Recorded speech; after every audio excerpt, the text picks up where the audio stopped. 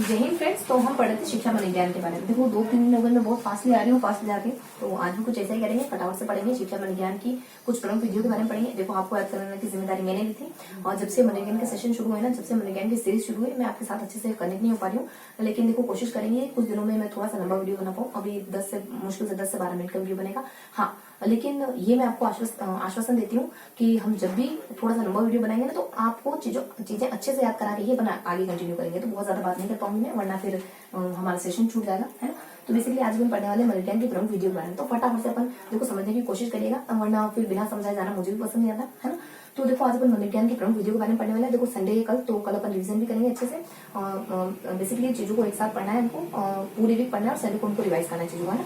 तो अभी तो फिलहाल के लिए आप सिर्फ समझ लो, लेकिन हाँ जब भी जैसे ही थोड़ा सा स्थितियां सुधरती है, अपन वैसे ही पुराने वाले दौर पे आ जाएंगे और चीजों को अच्छे से याद करते चलेंगे। अभी आपको सिर्फ चीजें नोट करती जाएंगी, अगर आप वीडियो अच्छे से समझ रहे हो तो ठीक।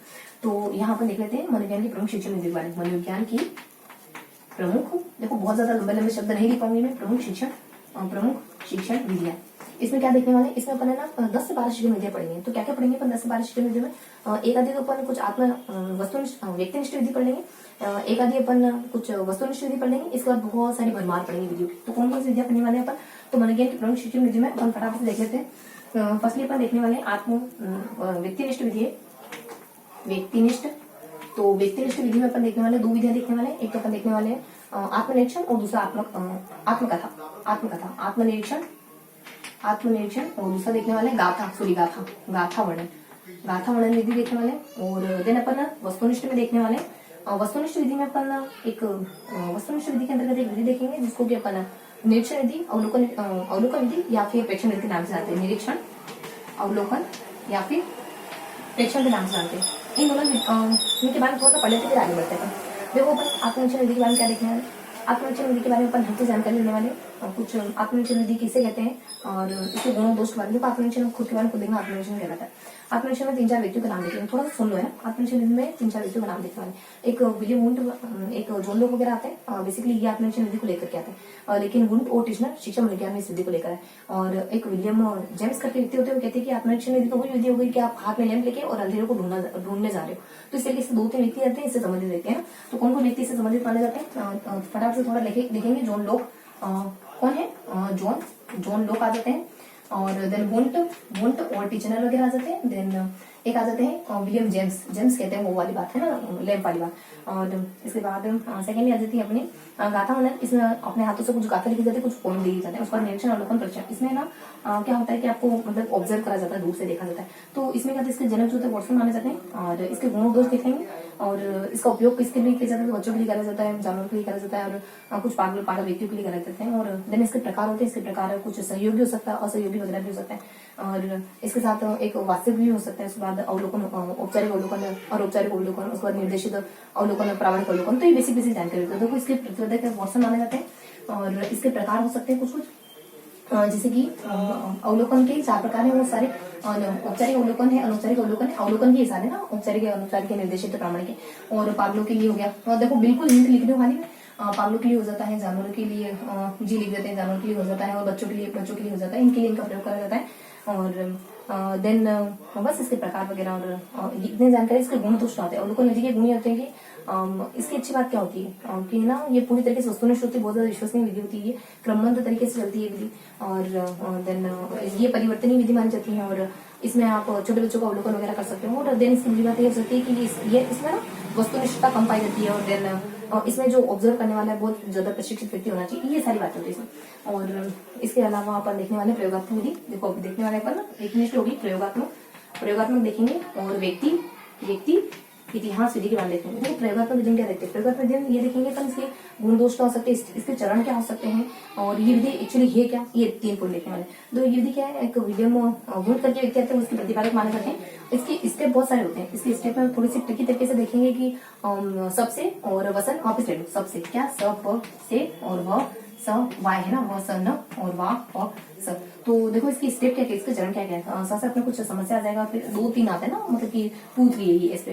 तो समस्या वगैरह आ जाएगा, और फिर अपने सूचना आ जाएगा पहले, उसके बाद समस्या वगैरह आ जाएगा। और उसके बाद अपने पी से मतलब ये अपने प्रयोग तो नहीं, प्रयोग परिकल्पना, सूचना है और सूचना आ जाता है, फिर अपने साहित्य, समस्या पहले समस्या आएगा, फिर अपने साहित्य, देखो हिंट बता रही हूँ खाली, समस्या आ जाएगा, उसके बाद साहित्य वगैरह आ जाएगा, उसके बाद अपने परिकल्पना वगैरह आ जाएगा, और प्रयोग वगैरह आ जाएगा, चर वगैरह आ जाएगा। चर 3 प्रकार के, जैविक है और आश्रित है और स्वतंत्र चर। इनके अंदर भी थोड़ा सा डिटेल है, लेकिन बाद में बताऊंगी।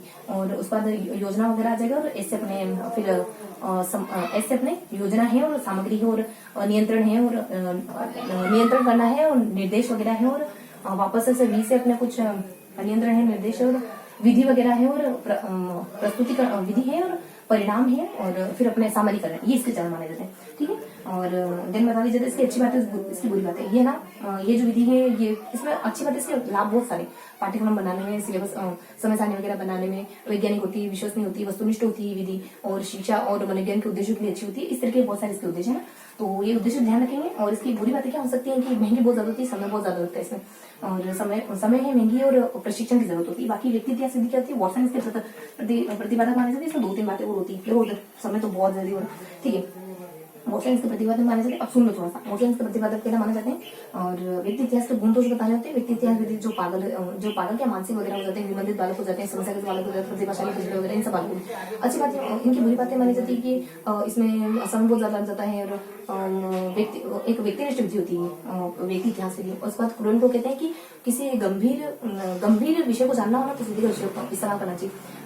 किसी गंभीर समस्या को ठीक करना हो तो इस विधि का उपयोग करना चाहिए। और एक और कहते हैं और टीपीएन कहते हैं कि किसी गंभीर व्यक्ति या फिर समूह विशेष के बारे में कोई, हाँ, गंभीर व्यक्ति, किसी ग्रुप से गंभीर किसी व्यक्ति के बारे में जानना हो ना, व्यक्ति विशेष के बारे में, गंभीर व्यक्ति विशेष के बारे में, तब इस विधि का उपयोग करा जाता है। और देन वॉटसन इसके प्रतिपादक वगैरह माने जाते हैं। और देन इसके चरण, इसके भी स्टेप होते हैं। इसके स्टेप हो जाते हैं कुछ अपने केस करके हो जाता है, और फिर परिकल्पना आ जाता है, फिर समस्या है। और देखो लिख पाऊंगी क्या, मैं नहीं लिख पाऊंगी, बोल देती हूँ मैं। केस आ जाता है, और केस वगैरह आ जाता है, और समस्या वगैरह आ जाता है। और केस के बाद केस है, उसका परिकल्पना है, उसका बाद समस्या है, समस्या नहीं, कुछ समस्या तो बाद में आएगा, फिर सूचना है, समस्याएं हैं, और समाधान है। ये इसके चरण माने जाते हैं वॉटसन। उसके बाद अपने मनोविश्लेषण, एक विधि मनोविश्लेषण। अब ये सुन लो फटाफट से। एक तो मनोविश्लेषण आ जाती है, और एक अपने प्रश्नावली आ जाती है, और एक समाज विधि आ जाती है, और इसके अलावा एक विकास विधि आ जाती है, और इसके अलावा 2-3 और होती है। इसके अलावा कुछ एम से आती है, म से मनोभौतिकी विधि आ जाती है, और एक अपने वो होती है कुछ विभेदात्मक विधि होती है। और इसके अलावा और भी बहुत सी विधि होती है, जैसे कि एक सर्वे विधि हो जाती है, और एक उपचारात्मक हो जाती है, और उसके बाद तुलना वगैरह हो जाती है। और इसके बाद अपने कुछ जैसे कि आर से अपने रेटिंग स्केल वगैरह हो जाती है, रेटिंग स्केल वगैरह हो जाती है। और उसके बाद कोटि वगैरह हो जाती है। उसके बाद देखो यहाँ देखो कुछ और हो जाती है, अपने कालानुक्रमिक हो जाती है, और अनुक्रमिक अनुप्रस्थ है।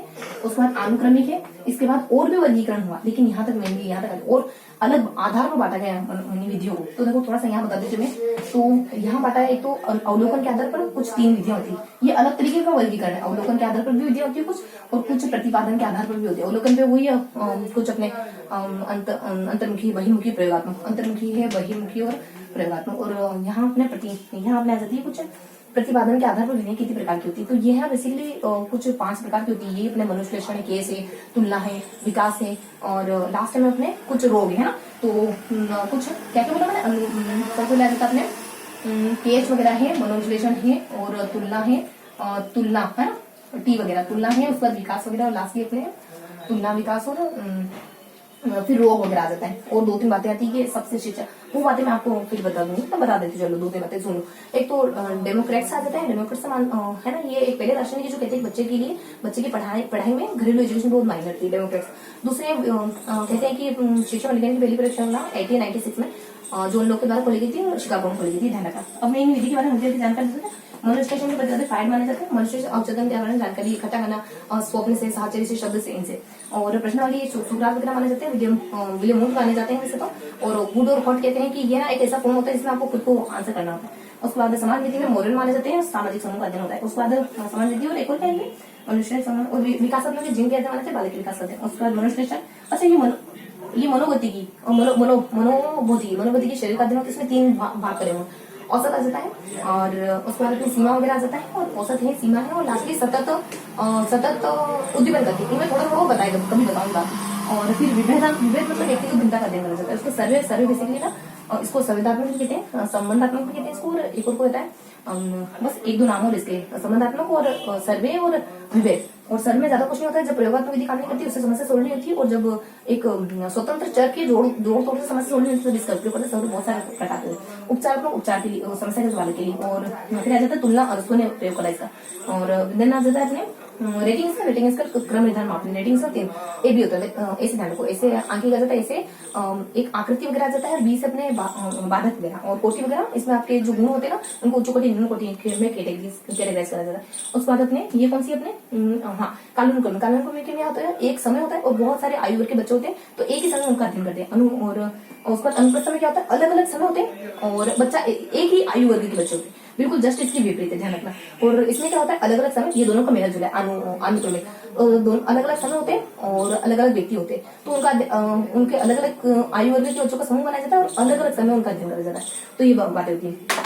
तो ये था हमारा आज का super fast session. I hope आज का सेशन आपको पसंद आया होगा। फिर मिलेंगे इसी से अगले सेशन में, बहुत जल्द मिलेंगे लंबे वीडियो में ना, वो भी अपने घंटे 1.5 घंटे की वीडियो में। तो आई होप आपको सेशन पसंद आएगा। फिर मिलेंगे किसी ऐसी अगले वीडियो में, तब तक के लिए जय हिंद।